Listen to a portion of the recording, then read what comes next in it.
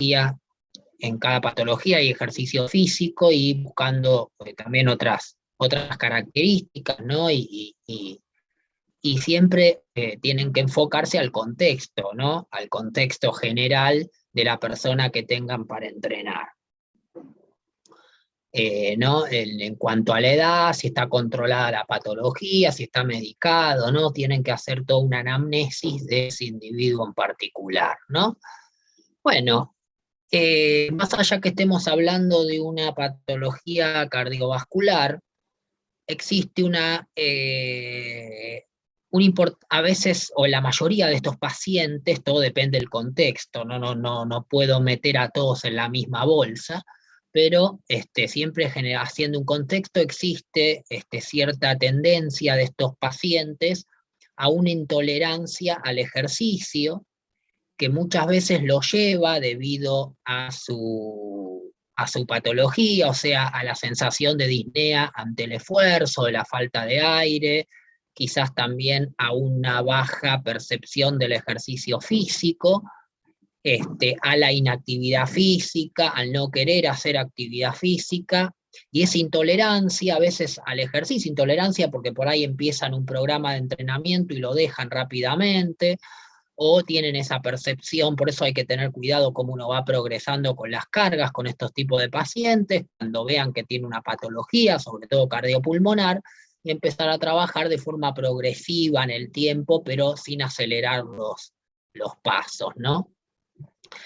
Y se observa una determinada pérdida de la masa muscular, que si nos ponemos a pensar, si ya ese paciente tiene una dificultad para ventilar aire y para intercambiar aire en el intercambio gaseoso, que muchas veces puede estar o no alterado, generalmente no sufre por ahí una alteración importante el intercambio gaseoso, como así no la ventilación pulmonar, que sí sufre un cambio importante por la obstrucción, como habíamos visto en la fisiopatología. Lo que tenemos es una pérdida de masa muscular, que justamente dentro del músculo, en el ejercicio físico, dentro del músculo en sí, se consume mucha oxígeno para producir ATP, ¿no? Y las funciones celulares, no solamente muscular, sino de otras células. Entonces, la pérdida de masa muscular, la sarcopenia, también se ve acentuada en pacientes con enfermedad pulmonar obstructiva crónica. Ahora vamos a ver un poco. La pérdida de fuerza también va a ser proporcional a esa masa muscular, con lo cual esto quiere decir que a menor masa muscular, menor fuerza, a mayor masa muscular, mayor fuerza. El problema es que a menor masa muscular, menor capacidad de fuerza. Y sobre todo hay un gran compromiso que, obviamente, por la mayor masa muscular que tiene el miembro inferior sobre el miembro superior, es más acentuado ahí, ¿no? Algunos otros mecanismos que se atribuyen a la pérdida de masa muscular en estos tipos de pacientes son la mala alimentación que puede llegar a llevar, ¿no? Igual la mala alimentación a veces está asociada a varias variables, no solamente una patología cardiopulmonar, ¿no? La hipoxia a veces, ¿no? La hipoxia es el bajo contenido de oxígeno en sangre.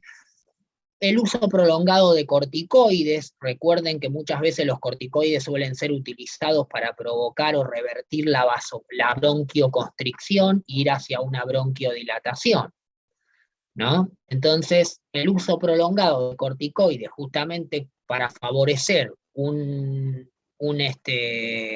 aspecto fisiológico que está alterado, me puede perjudicar otro. Por ejemplo, llevarme los músculos hacia una condición mucho más favorable al catabolismo que al anabolismo, generando una mayor pérdida proteica de esos músculos, ¿no? Con lo cual, esto influye sobre el aparato contráctil.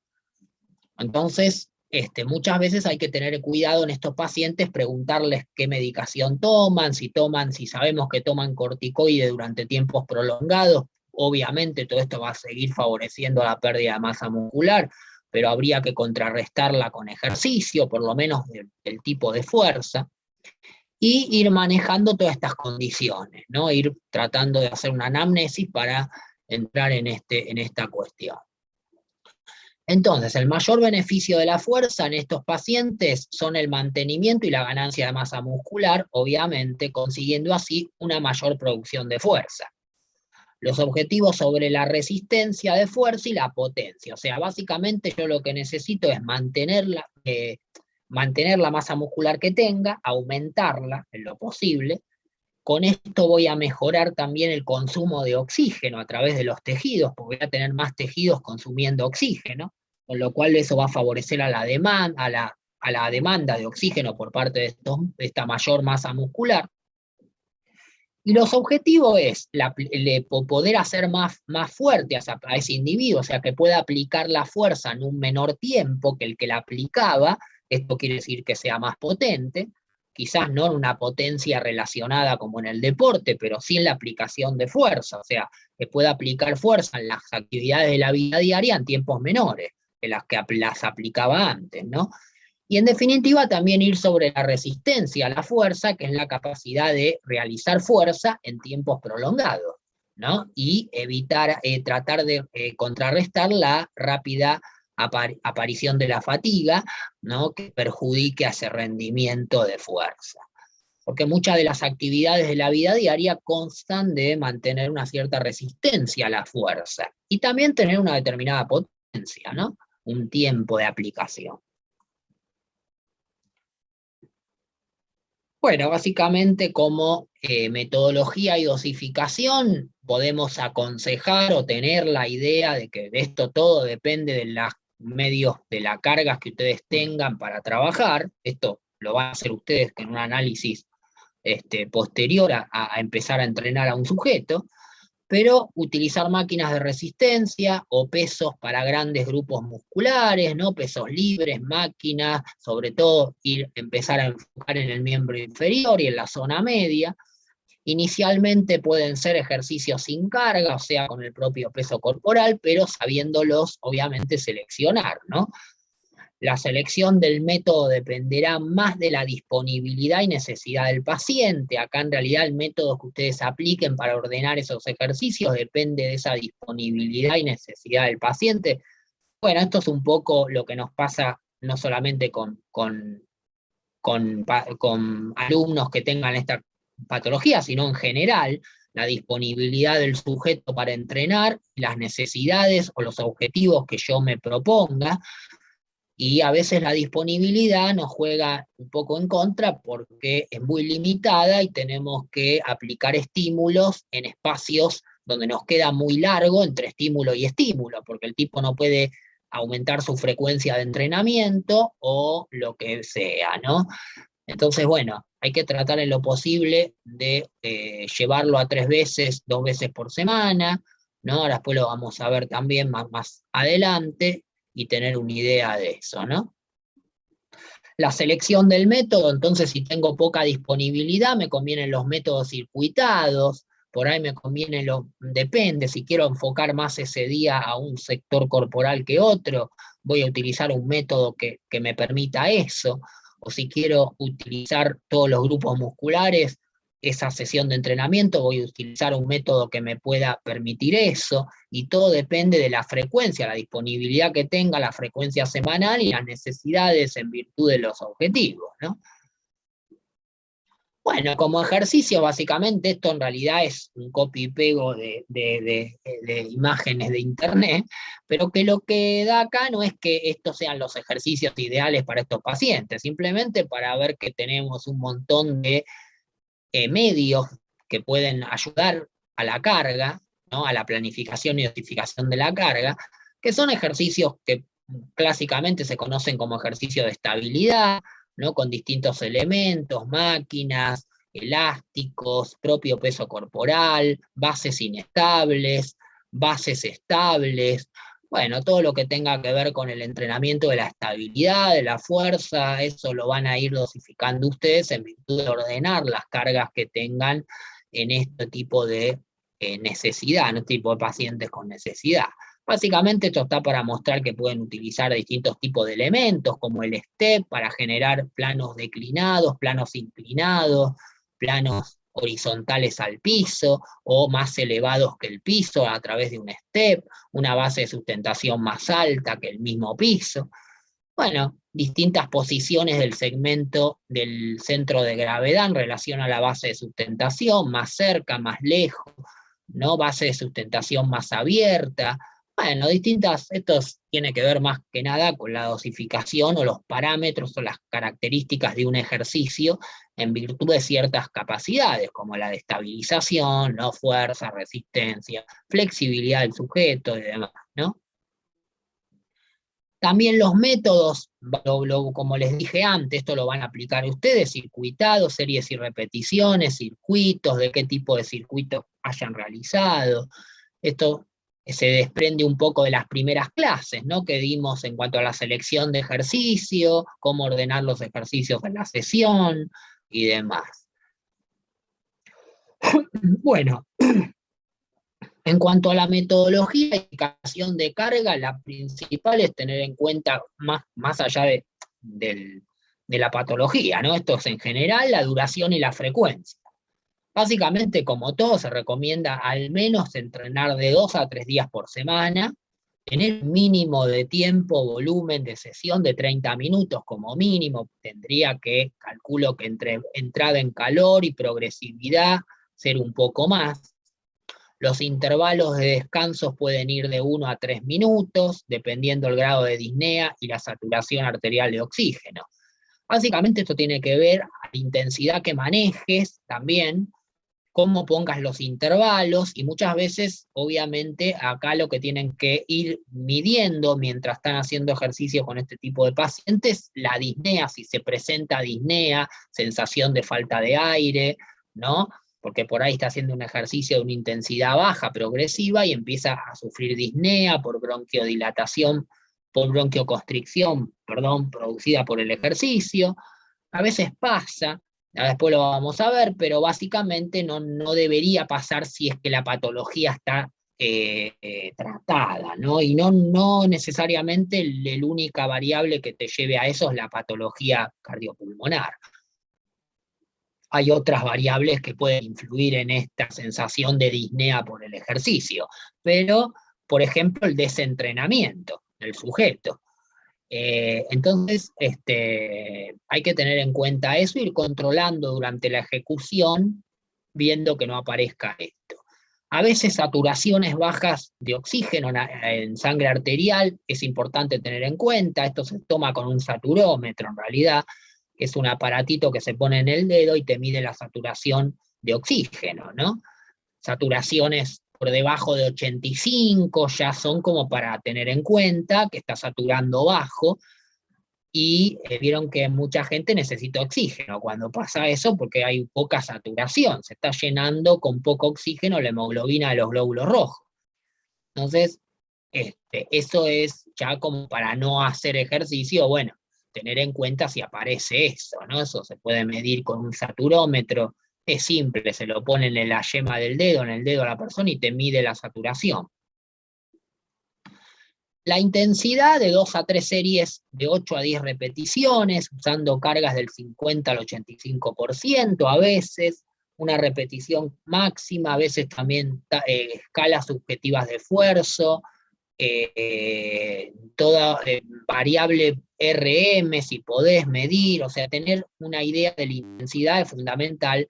Las intensidades van a variar en este rango, depende del contexto, el estado físico, la aptitud física del paciente alumno, ¿no? Utilizando sin problemas en personas sanas, ancianos, pacientes con enfermedad pulmonar crónica, estas características, ¿no? Pero esto es más que nada medir la intensidad con la que estoy trabajando, ¿no?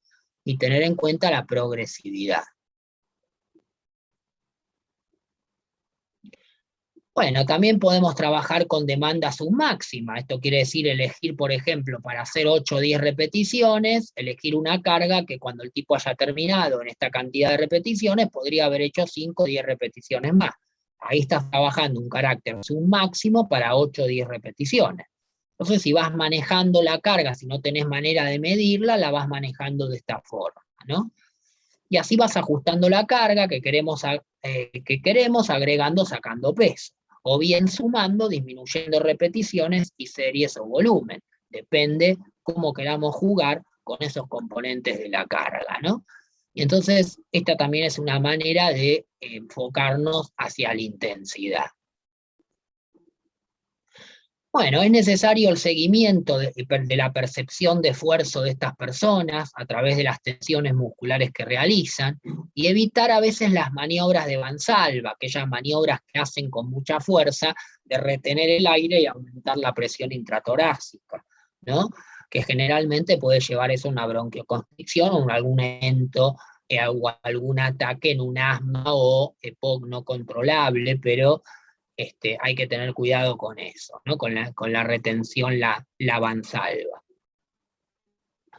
Bueno, como dice acá, en conclusión, un programa de entrenamiento físico para pacientes con EPOC aumenta la tolerancia al ejercicio y disminuye la disnea. Idealmente, se debería combinar ejercicios de fortalecimiento muscular y de resistencia aeróbica. Además, se deben adaptar de acuerdo con las características y necesidades del paciente y la institución. Esto es importante tenerlo en cuenta, ¿no? Obviamente, porque hay características del paciente, o si estás trabajando en una institución, ya sea clínica, de rehabilitación, ¿no? Las características de la misma institución, en cuanto a la disponibilidad que tenga con ese paciente, ¿no? Ahí ya hay un intermediario que es la institución, entre vos y el paciente, ¿no? Hay equipos interdisciplinarios que se dedican a poner profes o especialistas en ejercicio dentro del equipo interdisciplinario que trata pacientes con diferentes patologías, ¿no? Cardiovasculares, dentro de la rehabilitación, ¿no? Cardiopulmonar, cardiovascular, metabólica, ¿no? En ciertas patologías. Con lo cual es importante tener en cuenta eso. Bueno, entonces ahora cuando volvamos en la próxima clase vamos a entrar en asma, que es muy parecida al EPOC, y son las dos enfermedades cardiopulmonares que vamos a ver, y el asma es muy parecida al EPOC, no van a tener muchas diferencias, hay algunas diferencias, pero por ahí no sé cuál de las dos tiene más prevalencia e incidencia, pero las dos están ahí. Arriba en las patologías cardiopulmonares, ¿no? Así que ahora cuando vemos, entramos en algo de asma, que es con lo que vamos a cerrar hoy, así cerramos con la parte cardiovascular, en realidad del aparato respiratorio, ¿no? En realidad cardiovascular, que si insuficiencia cardíaca y demás, la vamos a ver seguido a esto. Si es que llegamos, o por ahí la tenemos que ver en la próxima materia, que es continuación de esto, pero seguramente la vamos a ver. Calculo que en estas clases que nos queda llegamos a a lo que es cardio, ¿no? A la parte cardiovascular. Mejor dicho, sí, cardiovascular en cuanto al aparato circulatorio, pero como está conectado con el respiratorio, hay patologías puramente del aparato respiratorio y otras del aparato circulatorio cardiovascular, pero se relacionan porque hay una íntima relación, recuerden, entre el pulmón y el corazón, ¿no? Entre un aparato y otro. Bueno, ahí vuelvo entonces con la próxima clase. Recording. Hemos dicho grabando, sí. Bueno, básicamente, nosotros podemos empezar a definir al asma, ¿no? Como enfermedad cardiopulmonar. En realidad es una enfermedad, como ustedes ven acá, obstructiva crónica de las vías aéreas inferiores. Esto es importante porque hay una obstrucción de forma crónica de las vías aéreas que son inferiores. Si recuerdan, las vías aéreas inferiores eran las que los órganos que no solamente conducían aire, sino que también intercambiaban, ¿no? Aquellas que están más adentro del pulmón, por decirlo de alguna manera, ¿no? Pero también de los bronquios, ¿no? De los bronquios mismos que salen un poco fuera del pulmón y forman la tráquea luego hacia arriba. Pero hay una hiperreactividad o una inflamación de las mismas, en este caso de estas vías inferiores va a haber una hiperreactividad, o sea, van a reaccionar de forma irritante ante una inflamación crónica de las mismas, ¿no? Esto va a producir, obviamente, que haya una producción en la mucosa, o sea, una secreción más de lo normal de moco, que va a invadir la luz del bronquio, y obviamente este moco se encuentra aumentado, es más espeso que normalmente, pegajoso y de movimiento más lento que el moco normal. Entonces se va a producir un espasmo del tejido muscular también, va a haber un músculo liso con bronquioconstricción por ese espasmo que se le produce al músculo liso, ¿no? Que de alguna manera, al sostenerse en el tiempo, esta situación de estar con espasmo, con espasmo muscular, se hipertrofia, ¿no? Se adapta hipertrofiándose. Y esta adaptación es negativa, ¿no? Porque genera una hipertrofia que no es de alguna manera beneficiosa, sino que es una hipertrofia más bien por la inflamación crónica, por ese espasmo que tiene continuamente ese músculo liso que está inervado, acuérdense, por el décimo par craneal o nervio vago. Bueno, la infiltración de células inflamatorias, obviamente voy a encontrar, si hago un estudio de ese tejido inflamado, ¿no? Encontraría células neutrófilos, linfocitos, ¿no? Células de linfocitos B, linfocitos T, en realidad todas células de la inmunidad que van a ir hacia esa zona y van a generar este ciclo vicioso, de alguna manera, de una inflamación no resuelta en tiempos correspondientes, ¿no? Haciendo que sea crónica y en un estado no normal, digamos, no anormal, un estado inflamatorio crónico que permanece en el tiempo y que genera sustancias proinflamatorias, citocinas, ¿no? Y estas células de la situación inflamatoria que este, pueden encontrarse en esta situación. Entonces, básicamente va a haber una dificultad para respirar. Nosotros respiramos aire, ven que el aire pasa por la tráquea y llega a los pulmones, ¿no? Lo ven en la flechita acá. Y esa ventilación de aire, cuando hay una obstrucción, porque el asma también es obstructiva, pero también es restrictiva, esa es un poco la diferencia que tiene con el EPOC, que esas obstrucciones del aire a la entrada y salida genera de alguna manera una dificultad en los volúmenes ventilatorios que nosotros manejamos, ¿no? Sobre todo en reposo y en ejercicio va a pasar lo mismo, peor porque en el ejercicio voy a tener que ventilar más cantidad de aire, esos 500 mililitros que entran y salen en un ciclo respiratorio en reposo, ¿no? Que habíamos visto en el PowerPoint de la fisiología del sistema respiratorio. Entonces van a ser muchos más esas cantidades de litros de aire que yo tenga que ventilar, y ante un pasaje obstructivo, con obstrucción, no va a ser lo mismo, ¿no? Porque en realidad voy a tener mucho más resistencia al flujo de aire, ¿no? Menor cantidad más esfuerzo todavía para ventilar esa cantidad de aire y en una situación enfermiza, no normal. Entonces, si ven acá, a ver si puedo correr esto. Si ven acá, vemos que las vías inferiores, más respiratorias, los bronquiolos respiratorios y demás, poseen dentro de lo que es una persona normal, ¿no? Las vías respiratorias están libres. Hay una hipertrofia normal, en realidad no hay una hipertrofia, hay un trofismo, mejor dicho, normal del músculo liso, ¿no? Un grado de alimentación normal. Mientras que si bien el moco se provoca en la persona, pero generalmente cuando entra alguna bacteria o algo que detecta el sistema respiratorio como nocivo, lo que hace una noxa, lo que hace es segregar moco para que se pegue eso y después sacar el moco por las vías de la nariz y de la boca para expectorar, ¿no? Para sacarlo, para sacar esa mucosidad que saca también lo que entra dentro del sistema respiratorio y puede ser nocivo, como por ejemplo, puede ser una bacteria, un virus, ¿no? Que tenga que eliminar. o alguna partícula de polvo o algo que sea alérgico o tóxico que detecte como toxicidad.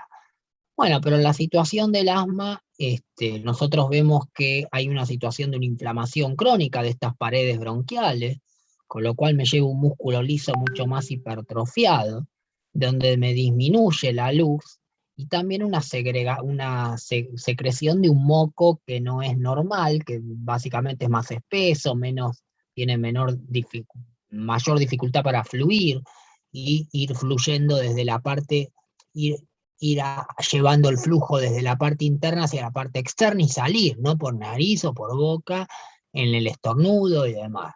Entonces un moco más pegajoso que se queda acá y que te obstruye el pasaje del aire, ¿no? Por estas vías. Lo mismo pasa por esta hipertrofia del músculo liso, ¿no? Básicamente esta situación yo tengo que abrir esto, porque si no la persona siente que cada vez se ahoga más, son los típicos ataques del asmático, donde vos sentís que te falta el aire y entra, cuando hace ese brote de asma, siente que no puede respirar, básicamente por esa vasoconstricción que se produce en los bronquios, ¿no? Lo que hay que hacer es a través de la medicación, por ejemplo, es abrir estos bronquios. Y uno de los medicamentos más utilizados son eh, los corticoides, ¿no? Que se dan por inhalación cuando se inhala por boca el PAF, ¿no? El famoso PAF que le tienen los asmáticos, ¿no? Que es corticoides que baja la inflamación y abre el bronquio. Pero recuerden que esos corticoides con el tiempo, si es que la persona siempre tiene la necesidad de medicarse con corticoides, empiezan a generar más un estado metabólico patológico a nivel del aparato locomotor, ¿no? Músculos y demás. Con lo cual, ahí voy a tener otra dificultad. Bueno, durante los síntomas del asma, como ven, fíjense el estado de los bronquios, fíjense cómo está disminuida la luz, cómo hay mucha cantidad de moco, hay una hipertrofia anormal del músculo liso, de las paredes, ¿no? Sobre todo la media que está formada por ese músculo liso. Hay una bronquioconstricción, se achican los bronquios, se achica la luz, por una contracción o espasmo continuo que el nervio vago le da a este músculo, ¿no? Y todo en realidad por una situación inflamatoria crónica que no es normal, ¿no? Que es una inflamatoria con células proinflamatorias en la región, que mantienen un ciclo inflamatorio vicioso que no se resuelve nunca. Entonces queda siempre inflamado y hay que desinflamarlo con corticoides o medicación. Acá vemos uno normal, donde hay un trofismo normal del músculo liso. Podríamos decir que hay poco moco, o el moco es mucho más y entraría una partícula más fluible, mejor en su forma o en su contenido. Y una pared, una luz, obviamente, normal, ¿no? Hay un corte transversal del bronquio y vemos esta luz es mucho más grande que esta, obviamente, y llena de mucosidad que no permite el pasaje del aire. Entonces, la cantidad de aire que yo tenga que mover de acá afuera y de afuera hasta acá va a ser menor, porque voy a tener obstruidos estos caños. Es como si me taparas, si se tapara el caño.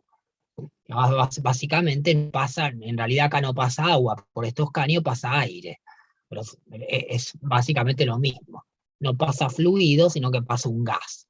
Fluido sería el moco tampoco puede ir con fluidez de adentro hacia afuera para ser expectorado. Entonces queda ahí. Y todo esto te genera el reflejo de oxígeno, tos, ¿no? Bueno, básicamente, ¿qué factores pueden provocar esto? Bueno, básicamente el asma no es una enfermedad que se provoque o que se instale de un día para otro en un individuo. Como toda enfermedad crónica degenerativa, va a tardar un tiempo en instalarse, pero va a venir siendo gestada generalmente por factores predisponentes a esta enfermedad, ¿no? Y los factores predisponentes podemos nombrar algunos por nombrar, es el humo del cigarrillo, el polen de las plantas, como ven en primavera y demás, ácaros también, polvos caseros a veces, ¿no? Humedad, ¿no? El polvo de las paredes. Por eso es importante una anamnesis de las personas con enfermedad pulmonar o del sistema respiratorio, siempre tienen que hacer una anamnesis de dónde trabaja, dónde duermen, cómo es su ambiente, porque tiene que ver con el ambiente. Hay muchos factores ambientales que pueden entrar siendo inhalados por el sistema respiratorio y generar esta inflamación crónica con el tiempo, los pelos de los animales, sustancias industriales que puede haber en el trabajo, en fábricas, si se trabaja en fábricas, con ciertos combustibles, sustancias que combustionan y después son inhaladas por las personas que trabajan ahí. Y el ejercicio en algunas características puede ser un estimulador de bronquioconstricción, ¿no? De alguna manera existe la posibilidad de que el ejercicio, como un estrés ante el aparato respiratorio, provoque este tipo de afecciones, pero no suele ser un factor muy, muy significativo. Digamos que estos otros sí son más contaminantes y pueden ser todo lo contrario. Digamos que el ejercicio en sí, para las personas asmáticas como EPOC de enfermedad pulmonar, viene a ser parte de la terapéutica, ¿no? El tema es que a veces hay ciertos ataques como de bronquiospasmos que se presentan durante el ejercicio, pero no todos los individuos. Ahora lo vamos a ver después. Bueno, ¿cómo se manifiesta esta enfermedad? A través de ciertos síntomas y signos, ¿no?, que tiene el paciente. En realidad el alumno, pero bueno, el paciente en este sentido, si está tratada, obviamente por eso tiene que estar tratada la enfermedad. Empieza a presentar tos seguida, ¿no? Disnea, ¿no? Sensación de falta de aire, empieza a sentir esa sensación de que le falta el aire, que no puede entrar y sacar aire. Al estar con bronquioconstricción y estar disminuida la luz del bronquio, lo que empieza a pasar es que el aire empieza a tener que pasar por un lugar mucho más chiquito, y eso genera el sonido de silbilancia. Silbilancia es el sonido del silbato. Cuando yo soplo, el aire que soplo tiene que pasar por acá, por el silbato, y esto es muy estrecho, y al pasar por acá genera el ruido del famoso silbato.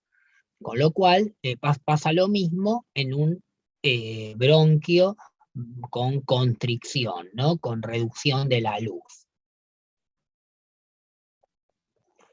Bueno, también las personas empiezan a sentir una sensación de opresión torácica, porque también no solamente hay una obstrucción, como les dije antes, sino que también hay una disminución de la función de los músculos respiratorios, generando una restricción a la compliance respiratoria, ¿no? A esa expansión de pulmones y retracción, expansión, retracción.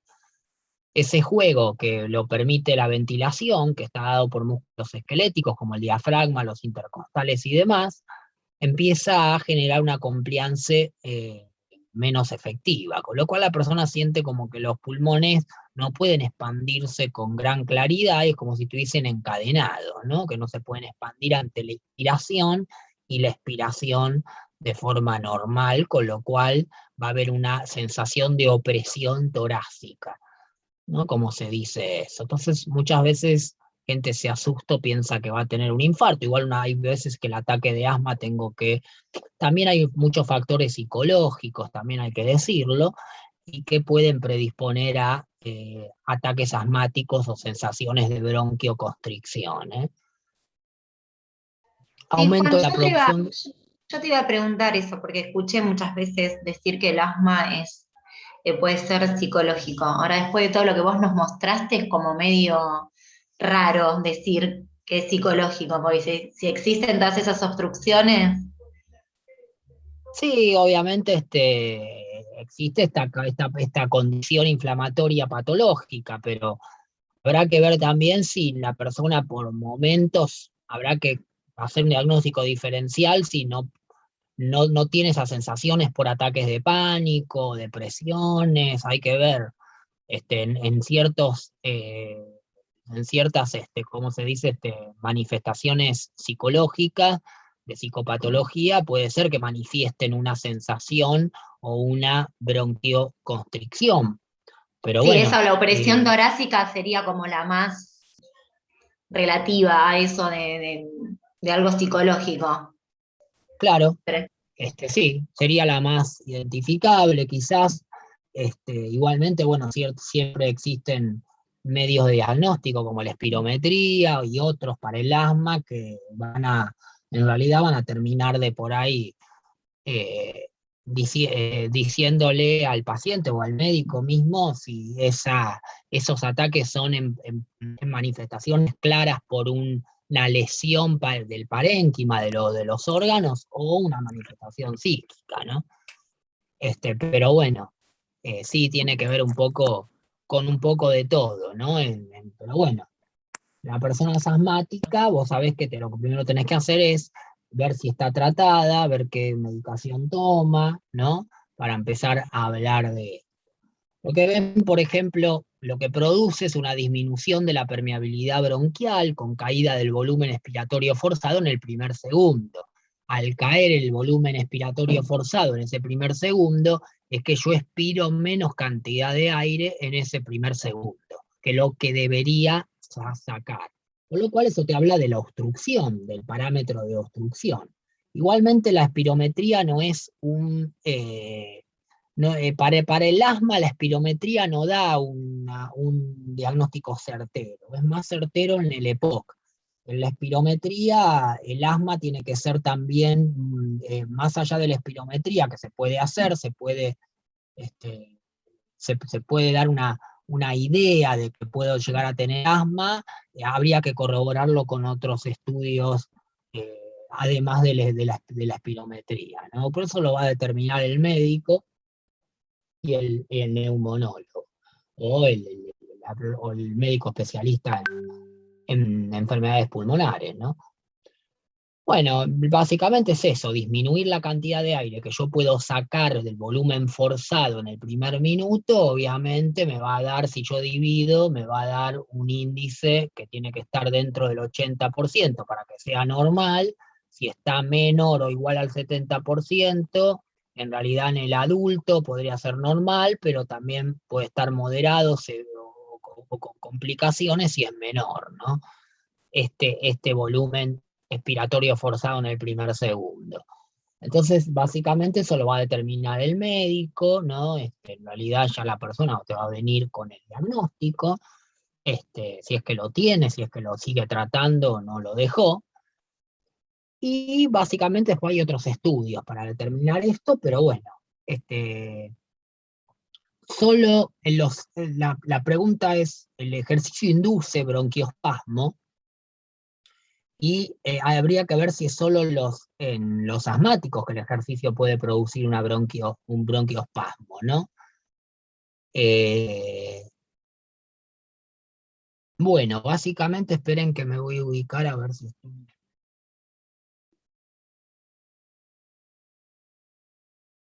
Sí. Bueno, para cerrar un poco esto, fíjense que la población general está de 9 a 12. En realidad, este es el bronquiospasmo generado por el ejercicio. Piensen que en poblaciones generales se da 9 a 12%. Y fíjate en asmáticos cómo aumenta el porcentaje de este bronquioespasmo que le puede producir el ejercicio, empeorando, desencadenando un ataque asmático. Pero está bien sabido que esto pasa cuando el asma no está controlado, no está medicado, y cuando de alguna manera la persona no te dice. O sea, si vos haces una anamnesis previa al plan de entrenamiento, donde ves que la persona ya es asmática, y está controlada, está medicada, y ahora vamos a ver algunas recomendaciones, si tenés en cuenta eso, no hay problema, no va a relativamente no va a haber inconvenientes, ¿no? Si es que pasa esto, por ahí se te fue un poco la mano con la intensidad, habría que ver también cómo uno va manejando los parámetros de la carga, ¿no? Pero de hecho las altas intensidades no están prohibidas para pacientes con asma, todo lo contrario, siempre y cuando el asma esté tratado, esté controlado, no hay problema. El tema es ese, ¿no? Un poco.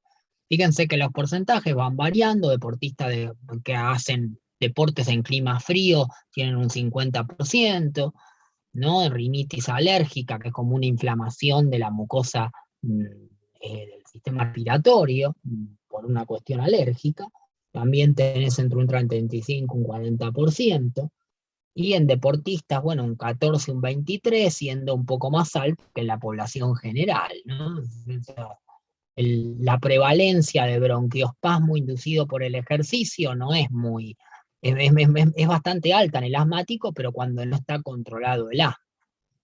Bueno, vamos a dejar acá y ahora les comparto cuando vengo la última parte, así eh, cerramos con esta parte. Record.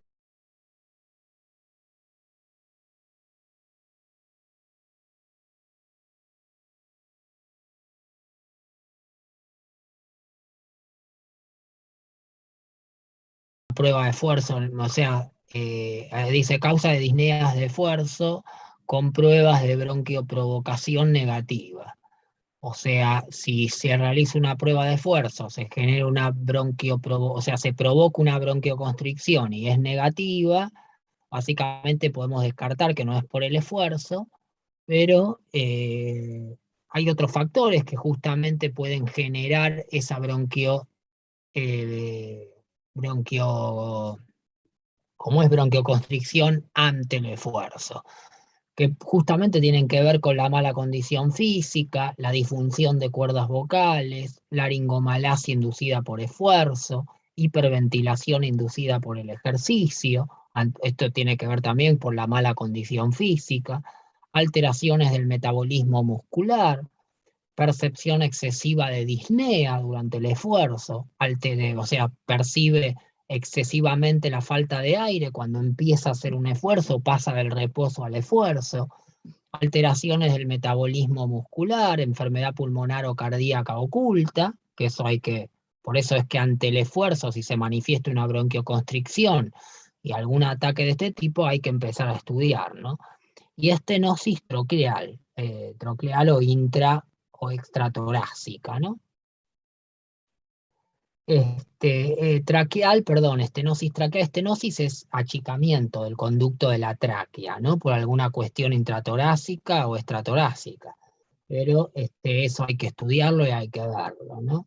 Básicamente, entonces, ante el ejercicio, si hay una bronquioconstricción, hay que tener en cuenta que puede ser dado por el ejercicio, que se va a evaluar en una prueba de esfuerzo, buscando disnea, o si ahí se da negativo, puede ser acá, ¿no? Algunas alteraciones lo busca la medicina en este aspecto. Bueno, síntomas de asma provocado por una carrera de 6 minutos en un asmático sin tratar, ¿no? Acá tenemos en reposo, realiza la carrera de 6 minutos, síntomas empeorando, ¿no? Acá vemos cómo empeora, siguen cayendo y empeoran los síntomas. Acá se produce una meseta y después vuelve a recuperarse lentamente en un periodo de recuperación y después en descanso. Entonces vemos cómo los síntomas de alguna manera mejoran la función pulmonar en la primera etapa de la carrera, pero después al final va empeorando cuando le provoca síntomas el esfuerzo a un asmático sin tratar, ¿eh? Con lo cual, como ustedes ven, no solamente los síntomas aparecen ya en el último tramo de la carrera, sino también aparecen y empeoran ya terminando la carrera y bajando completamente la intensidad, ¿no? En periodo de recuperación, donde puede ser más largo, si el ataque es grave, la dificultad para respirar y la opresión torácica, ¿no? Empiezan a decrecer. Y en descanso también se pueden mantener. Por eso es importante, a raíz de esto, ver que hay una fase temprana de 5 a 15 minutos de iniciado el ejercicio y una fase tardía de 4 a 6 minutos después de finalizar el mismo, ¿no? Entonces, ¿por qué se da eso? Bueno, a veces por enfriamiento de pérdida de calor, enfriamiento y sequedad del tracto respiratorio que se produce al pasar gran volumen de aire seco a través de esas vías respiratorias durante el ejercicio, sin la posibilidad de calentarlo o humedecerlo, ¿no? Precisamente por toda esa condición que vimos, donde el pasaje de aire no es el adecuado, tengo que ventilar grandes volúmenes de aire y tengo un tracto reducido. Esto puede empeorar la situación de inflamación y demás ante esa situación, ¿no? Bueno, generalmente no se pregunta si siempre se da, es relativo, ejercicios intensos de 1 a 2 minutos produciría una bronquiodilatación, por ejemplo, ¿no? Este tipo mostró que ejercicios intensos de 1 a 2 minutos provocan una bronquiodilatación, o sea que esto sería beneficioso para el asmático, mientras que por ahí ejercicio de 6 a 12 minutos de una duración producía una bronquioconstricción, ¿no? Que aparecía en los 10 minutos siguientes al ejercicio. Si hacía este ejercicio de 6 minutos, 10 minutos siguientes aparecía una bronquioconstricción. Estos son diferentes autores, pero es como para tener en cuenta en cuanto a que, como les dije antes, relativo esto de que el ejercicio pueda de alguna manera desencadenar un ataque asmático por una bronquioconstricción, ¿no? Generalmente va a suceder si el asma no está tratado, como bien se lo muestra acá. Un asma sin tratar puede ser que provoque todos estos acontecimientos durante y posterior al esfuerzo. Pero bueno, la idea es entonces asegurarnos de que el alumno, la persona que tenga un asma tratado, controlado y guiado, ¿no? Entonces, para ir más o menos cerrando en recomendaciones, hasta por lo menos dejar igual que llegamos con los chicos de la tarde, no parar la actividad física de golpe sería un consejo importante, ¿no? Sino de una forma pausada, permitiendo la recuperación de la temperatura de las vías aéreas de forma progresiva, esto sería fundamental. A veces se usa mucho el medio acuático, la natación, todo depende del contexto, ¿no? Como una actividad beneficiosa, obviamente, para los pacientes asmáticos. Las condiciones de calor y humedad favorecen el retraso de la aparición de las crisis y al mismo tiempo permiten mejorar su condición física. Respirar por la nariz mientras se hace ejercicio físico, esto es más o menos manejar la respiración normal, ¿no? Tratamiento del asma de base, esto es fundamental como les dije antes, terapia farmacológica previa al esfuerzo, preguntar si toma alguna terapia de tipo farmacológica y si la tomó posterior al esfuerzo, o si la tiene indicada para tomar posterior a un esfuerzo. Calentamiento adecuado, progresivo y prolongado, ¿no? Generalmente esto es aumentar esa temperatura o llevar a ese sistema que maneje esos volúmenes de aire más agrandado del reposo al ejercicio de forma progresiva y prolongada. Con lo cual el calentamiento, la entrada en calor debería ser progresivo y de forma quizás en tiempo un poco más prolongada que aquel que no tiene agua, ¿no? Entonces ahí tendría que empezar, de todo depende también el contexto que vamos a seguir viendo acá, donde yo esté haciendo ejercicio. También buscar el ejercicio a intervalos de menor a 5 minutos.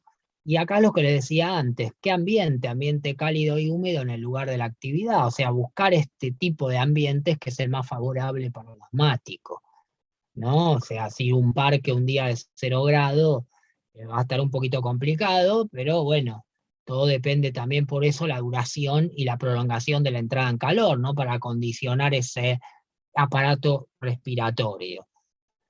Ejercicios submáximos menores al 85% del VO2 max, se han visto favorables, algunos autores como este señalan que el 65 y el 75 del VO2 max, es decir, 65 a 75 de la frecuencia máxima teórica, y dedicar unos minutos obviamente también al enfriamiento progresivo, posterior a hacer el ejercicio, ¿no? O sea, la vuelta a la calma también tendría que ser progresiva y no parar de golpe y cortar ahí, sino hacer una vuelta a la calma progresiva, ir bajando de a poco su intensidad y por ahí, a medida que se va haciendo progresivo y lento, va generando una mejor adaptación al cambio por el aparato respiratorio, ¿no? Al aire que entra y sale de los pulmones en cada ventilación. Todo eso es importante tenerlo en cuenta porque eh, es importante en ese sentido. Bueno, creo que hasta la clase de los chicos la hemos dado hasta acá. Nos queda ver después la dosificación en cuanto al ejercicio, que no difiere mucho en realidad, más allá de los objetivos que ustedes propongan, en cuanto a lo que vayan fortaleciendo.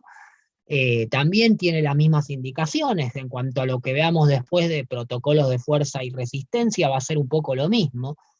Este, pero la idea es entonces tener en cuenta que ante una situación de esta, yo lo que tengo que hacer es básicamente a lo que se apunta a esto, o sea, que ustedes tengan en cuenta la patología, si es que la persona ya la padece, si está tratada, si está medicada, cómo es su tratamiento, obviamente la medicación y otro tipo de tratamiento que haga para la enfermedad, volcarla en una anamnesis y desde ahí después empezar a ver cómo se entrena esto, ¿no? Y en definitiva seguir buscando qué beneficio sigue dando el ejercicio en cuanto a la patología que nuestro alumno paciente tiene. Y otra de las cosas importantes es también tener en cuenta el contexto de esa persona y poder determinar si el entrenamiento tiene que ir más hacia la fuerza, hacia la resistencia. En realidad eso te lo va a decir un poco el manejo, que tenga que ser un manejo simétrico de ambas cualidades, ¿no? Ya sea la zona media, la estabilidad, como la flexibilidad, la resistencia, la fuerza. Yo tengo que ir buscando mejorar todo un poco, ¿no? Es un error pensar que porque el asma es una patología cardiorrespiratoria o pulmonar, el único protocolo que va a impactar sobre esa función es el cardiovascular, ¿no? No es así. Por eso es importante realizar ejercicios de distintas índoles, ¿no? Con distintos protocolos, pero progresivo en el tiempo. Manejar la intensidad progresiva, manejar el volumen progresivo, controlarlo, evaluarlo, llevar este control de la intensidad a través de una escala de percepción del esfuerzo, por ejemplo, de una RM, y poder ir manejando las intensidades a carácter submáximo, despacio, y no va a haber problemas si es que la patología está tratada, ¿no? Básicamente por ahí asegurarnos más de eso. También que algunas personas te dicen sí, sí, sí, sí, y después no, no, no, no, pero bueno, la idea es también no se queden solamente en el que empieza a hacer ejercicio y yo hice la rutina, lo miro y me doy cuenta que va a hacer lo que yo los ejercicios, los dosifico, sino ir observando los síntomas y los signos de una patología. Ustedes lo tendrían que conocer, en realidad es lo que no tiene mucho ciertas formaciones en ejercicio, ¿no? Pero sí se debería conocer para poder detectar o ver si no se está dando durante la ejecución de un esfuerzo físico, ¿no? En Profe, estrés. Sí. ¿cómo fue el comentario que hizo recién El, sobre los ejercicios? que las semiologías, o sea, los síntomas y los signos que tiene una patología, sea cardiovascular, respiratoria, metabólica o lo que fuese, es importante de conocer porque esos síntomas y signos son los que uno tiene que mirar a la hora de que la persona esté entrenando, esté haciendo ejercicio, esté bajo estrés, que no se estén manifestando, que no se manifiesten, ¿no? O sea, un síntoma clásico de cualquier enfermedad es el dolor. Bueno, si yo estoy haciendo ejercicio y hay dolor, no tendría que manifestarse dolor. No sé si es por esa enfermedad o en sí, estoy hablando de algo general, porque el dolor puede venir por muchas causas. Profe, Sí, profe, y sí, para saber si no está con poco aire por el ejercicio o con poco aire por la y sintomatología que presenta, ¿cómo eso hacemos para eso diferenciarlo? no, eso se te va a manifestar en cuanto a la progresividad y el aumento de la frecuencia respiratoria. O sea, vos vas a aumentar tu frecuencia respiratoria, va a aumentar más. Si estás haciendo entrenamientos de resistencia, va a aumentar progresivamente a la intensidad. O sea, ahora, si yo estoy así, paso de caminar, trotar, y paso a una intensidad de trotar al 40, al 50, al 60%, y me empieza, la persona está con una disnea, te vas a dar cuenta, porque empieza a aumentar la frecuencia respiratoria de tal forma como si estuviese haciendo un sprint. Eso no tendría que pasar, de hecho va a parar el esfuerzo físico sola. O sea, la frecuencia respiratoria le pone la mano en el pecho y se nota. O sea, tiene que ser más alta que la basal, que la de reposo, pero no con una sensación de disnea, porque la sensación de disnea es una sensación de que a la persona le falta el aire, no puede respirar. Y eso ya te está marcando que no es normal. Por eso digo, ese es por ejemplo, un síntoma de esta patología. Bueno, yo tengo que mirar si ese síntoma no se me está despertando durante el ejercicio. Por eso es importante conocer la patología, porque si no, no voy a saber que eso es por el ejercicio o por lo que pueda llegar a hacer. ¿No? Digo, o sea, no es una cuestión de decir soy asmático, bueno, listo, empiezo a hacer ejercicio, veo que empieza una sensación de disnea con una intensidad baja, y bueno, posiblemente haya algo que llame la atención y tenga que frenar el trabajo o ver si esa patología no está controlada, y bueno, pedir obviamente un certificado médico y un aval del médico que lo trata para hacer ejercicio, porque si Profe, no, no va. Sí. la última. ¿El final va a ser un caso clínico sobre esto? No, no sé, sí, puede ser o por ahí, no, sí, la verdad no lo hice todavía, pero sí, puede ser un paciente que tengan que igualmente todo se maneja hacia lo que ustedes ya saben, o sea, no hay una idea acá de decir, bueno, se puede presentar, sí, un caso en el cual un paciente asmático, un paciente con EPOC, sí, podríamos verlo y ahí planificar un trabajo, pero más que nada siempre vieron, eso se va a dar en cuanto al contexto, ir Asmático, viendo cómo, diabético y obeso. sí, o sea, no hay una, después vamos a ver patologías Y sí, cardiovasculares donde tal va a cual. entrar isquemia, ¿cómo se dice esto? Insuficiencia cardíaca y hipertensión arterial, la parte circulatoria, pero bueno, tiene Sí. mucha relación el sistema respiratorio con el circulatorio, ¿no? Muchas enfermedades van a manifestar síntomas hacia ambos por la gran relación que tienen entre ambos, ¿no? Esto sépanlo, es igual, en general, una enfermedad metabólica puede manifestar síntomas cardiovasculares y a su vez respiratorios, ¿no? Por una gran acidosis interna del cuerpo, donde aumente la frecuencia respiratoria para compensar, pero en realidad todo tiene que ver con todo, los sistemas se relacionan, por eso es importante que vayan a la patología y conozcan la fisiopatología en general, ¿no? Esa es la idea de acá nosotros vemos asma y EPOC, pero hay muchísimas enfermedades cardiorrespiratorias, ¿no? Juan, Del Juan, sistema respiratorio. Juan, Sí. Juan, yo lo que preguntaba era, ¿cómo hacemos para diferenciarlo en un caso que lo vemos a él trotando intensamente y empieza a agitarse? Y Si te es, vas a dar, te lo va a decir él, te vas a dar cuenta porque la agitación no es la normal. O sea, tenés que haber pasado por hacer un sprint y fíjate cómo cuando vos estás realmente agitado, ahora si yo estoy corriendo al 40% y está de esa forma, es evidente que están jadeando de una manera que no tendría que estar, porque aumenta la claro, frecuencia respiratoria, ventila pero mucho con mayor exacto, pero yo frecuencia. me imagino en un ejercicio donde está, donde naturalmente uno tiene que ventilarse mucho. Sí, lo que pasa es que, bueno, vos Entonces, tenés que llevar, sí, no, está bien, pero bueno, igualmente siempre estamos hablando de que vos lo vas a llevar progresivamente a ese tipo de ejercicio de alta intensidad, ¿no?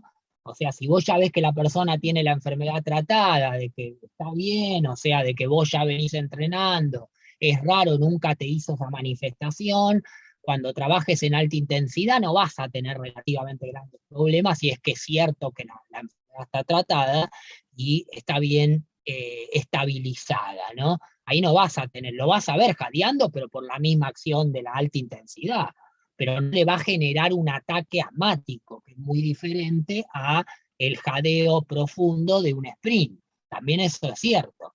El ataque asmático que te está provocando, si te provoca un ataque asmático una persona haciendo ejercicio, no es el jadeo del sprint. Es un ataque donde no sé si han presenciado alguna vez un ataque de una persona asmática, necesita darse el puff para ese bronquiodilatador es fundamental para abrirle los bronquios porque siente que se muere, porque no respira. Ahora, esto te vas a dar cuenta, porque no creo que una persona termine, si llega a ese punto, se te tira al piso y te dice, por favor, dame el puff, porque se te está muriendo ahí. está bien. O sea, siente la sensación de que no puede respirar, que entra en paro, ahí bueno, entra toda una cuestión, ¿cómo es? No sé si paranoica, pero sí el asma tiene también muchas cuestiones de estas, Sí, donde un te ataque está de faltando el pánico te aire, te puede, estás ahogando, te agarra claro, como una te está paranoia faltando, total. Sí. claro, es como que te empieza, ya te imaginas todo, que te duele el pecho, que te morís ahí. Bueno, es cierto que trae todo eso, pero justamente cuando se aplica en el PAF, el corticoide actúa rápidamente, por eso es por vía oral, entonces provoca esa apertura del bronquio y empiezan a respirar bien, rápidamente. Pero bueno, a veces puede haber, como esto está, el músculo liso está manejado por el sistema autónomo vegetativo, el sistema nervioso, no es controlado por la voluntad de la persona. Por eso si no le das un corticoide, vos no le vas a abrir el bronquio, por más que le meta la mano. Primero que no va a llegar, segundo que no, ¿se entiende lo que digo? O sea, lamentablemente necesitas de los fármacos porque la voluntad no regula la acción de ese músculo liso que forma la pared del bronquio. Es como el cardíaco. Sí, ¿te puedo hacer una Sí, preguntonta? ¿Qué le dale. pasa a alguien si que no tiene problema de asma? Se clava un broncodilatador para estar más oxigenado. No, bueno, en cierta manera no, lo que tiene, pasa que eso es es un fármaco, o sea, igualmente, bueno, los corticoides están contraindicados si en realidad estás tirando un desinflamatorio sobre un tejido que no está inflamado. O sea, lo único que podés provocar, no creo que provoques mucho, nada. El tema es cómo te lo administrás. Si vos lo tomás como si fuese un asmático, sí, en algún punto te va a hacer mal, porque estás tomando un corticoide, que justamente el corticoide en el tiempo tiene muchas contraindicaciones metabólicas y demás, pero básicamente no es que te vas a morir.